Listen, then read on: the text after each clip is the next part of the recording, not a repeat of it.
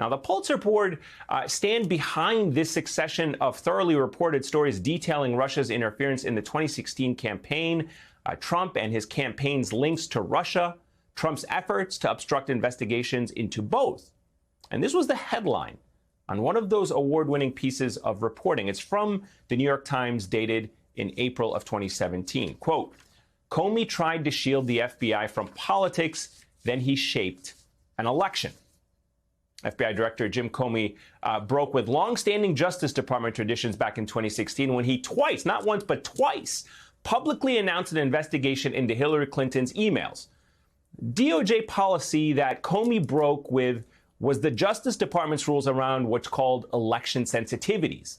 Every 4 years or so, the Justice Department puts out this guidance limiting what federal investigators can and should say publicly about candidates who are being investigated on the principle that these investigations should not interfere with our democratic process.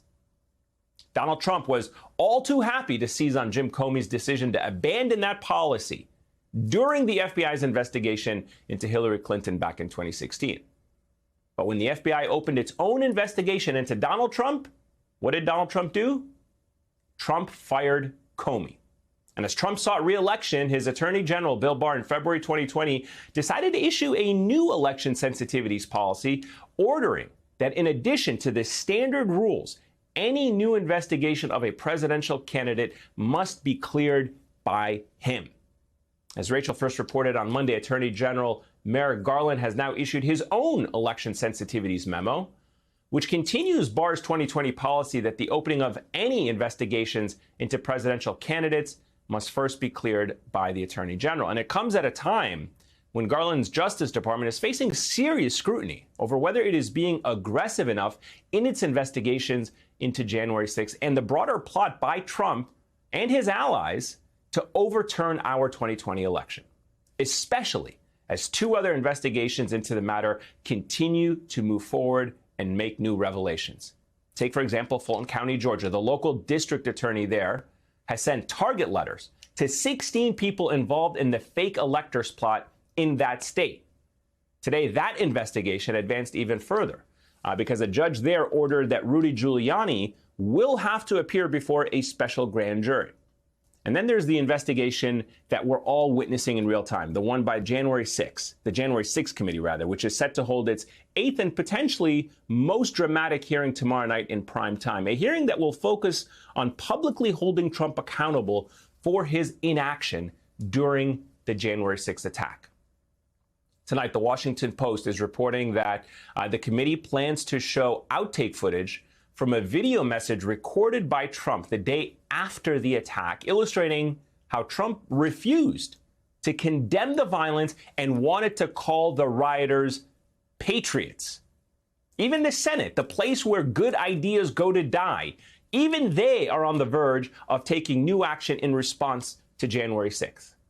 Today, a bipartisan group of senators introduced new legislation to fix the Electoral Count Act, the law that Donald Trump sought to exploit in his plot to get Vice President Mike Pence to refuse to certify the official results of the 2020 election. All of this leads to the inevitable question: what is the Justice Department doing to hold Donald Trump accountable?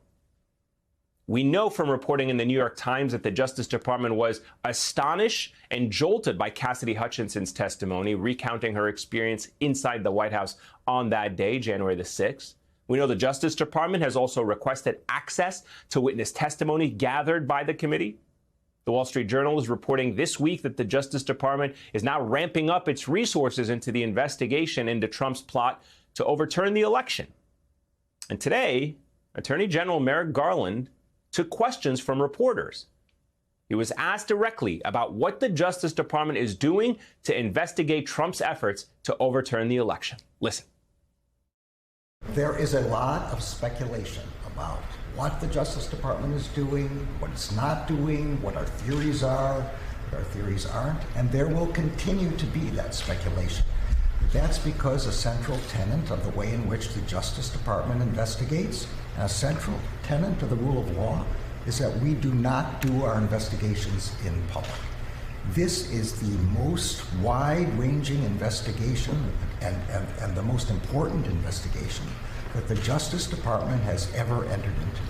And we have done so because this effort to upend a legitimate election, transferring power from one administration to another, cuts at the fundamental of American democracy. We have to get this right. We have to get this right. What Merrick Garland says there is absolutely true. Federal prosecutors do not conduct their investigations in public, nor should they. But the inevitable part of those investigations do become public, and subpoenas are issued. Witnesses are called to testify. Reporters get scoops about where investigations stand and where they are headed, what leads they are following. While we don't know for sure what is happening inside the Justice Department, we do have enough fragments to try and piece together a picture. And right now, that picture is starting to look like one of a Justice Department that meticulously tried to avoid politics. And as a result of that, it appears to be frantically playing catch up on what Merrick Garland himself today described as the most important investigation of our time.